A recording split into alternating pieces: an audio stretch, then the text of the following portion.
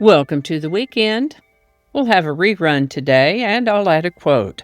So grab your favorite cuppa, settle in, and let's see what we have.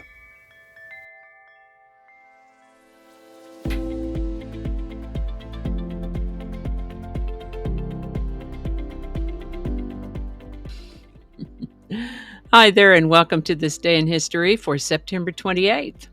September 28th is the 271st day of the year in the Gregorian calendar, 272nd in leap years, with 94 days remaining to the end of the year.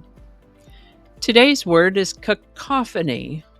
Cacophony is a noun that means a harsh or jarring sound. Dissonance, harshness in the sound of words or phrases. Cacophony can also mean an incongruous or chaotic mixture, or a striking combination like a cacophony of color or a cacophony of smells. The word cacophony comes to us from Greek words. The prefix kak, which comes from kakos, which means bad, and phony, which means sound, so bad sound, cacophony. As you can see, its meaning has evolved to include other senses as well. First known use of the word cacophony is around 1656, cacophony. And with that, this is the birthday of English businessman and plumber Thomas Crapper, born September 28, 1836. He made significant improvements in something that most of us don't spend a lot of time thinking about unless we're a plumber. Bathroom technology. He held 9 patents, including one for the floating ball cock, which allows us to flush our toilets without getting overflowed or backflowed. And he also improved the S-bend plumbing by making it more of a U-bend. Mr. Crapper lived to the age of 73. On September 28, 1889, the General Conference on Weights and Measures, whose acronym is CGPM, defined the length of a meter. It seems that prior to standardization, any given country might have its own units of measurement. This being the case, a meter in England might be different from a meter in France, which might be different from a meter in Austria or Japan. Everyone's measures of distance and land area then would be different if everyone's meter was a different length, even if it was just a little bit different. So this group, the CGPM, got together, and one of the first things they did was to standardize the length of the meter. And to help them with this, they created what's called a prototype meter bar, the proctor by which all meters would be measured going forward.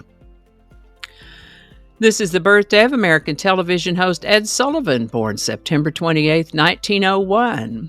He's best known for hosting The Ed Sullivan Show, a variety show that ran on Sunday evenings on television. You were likely to see just about anything on there. The guy who would spin the plates, ventriloquist acts, puppet shows, comedians. One could also see popular or up-and-coming music groups and artists on The Ed Sullivan Show. He had the likes of Elvis Presley, the Supremes, the Beach Boys, and so on. So many performers either got their big break there or appeared on The Ed Sullivan Show early in their career. He brought the Beatles to America. All sorts of entertainment on The Ed Sullivan Show, which ran from 1948 to 1971. Ed Sullivan lived to the age of 73. On September 28, in the year 1918, a parade to sell war bonds resulted in a furthering of the epidemic of the Spanish flu, and it caused mass death in Philadelphia. It was quite something. The same people who pushed for the war bond parade ended up being the same people who were trying to help with the epidemic later on.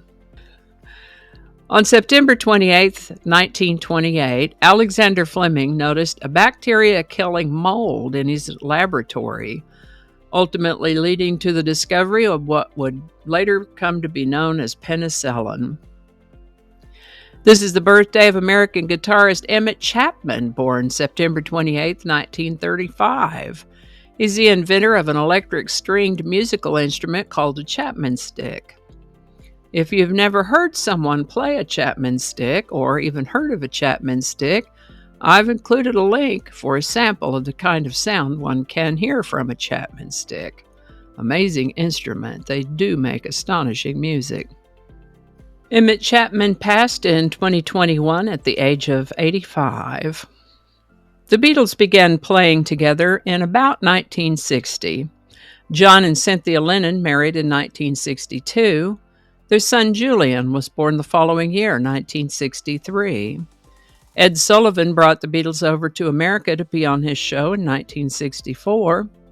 John met Yoko Ono in 1966, left Cynthia for Yoko in 1968. Dear Paul McCartney, bless him, was worried about little Julian Lennon, who will have been about 5 years old at the time. Paul went out to the Lennon home in Weybridge to see Cynthia and Julian, especially Julian, to see how they were doing. On the way to Weybridge, Paul wrote a song for Julian, originally titled Hey Jules, as a comfort and encouragement to the little boy. Afterward, he changed it to Hey Jude, as that seemed to flow better lyrically. The song was recorded and released as a non-album single in August of 1968. Hey Jude hit the #1 spot on the Billboard Hot 100 on September 28th, 1968, where it would remain for 9 weeks. 9 weeks. Hey Jude by the Beatles. Link in the description. Today's quote is, "Don't watch the clock. Do what it does. Keep going." Sam Levinson. Hi there and welcome to this... Oh, get your microphone. I got my phone over there. Hello.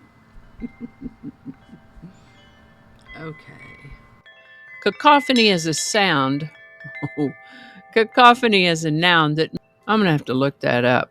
Yeah, that's what it is. Okay. Alrighty. You got to read it the right way. Let's start over.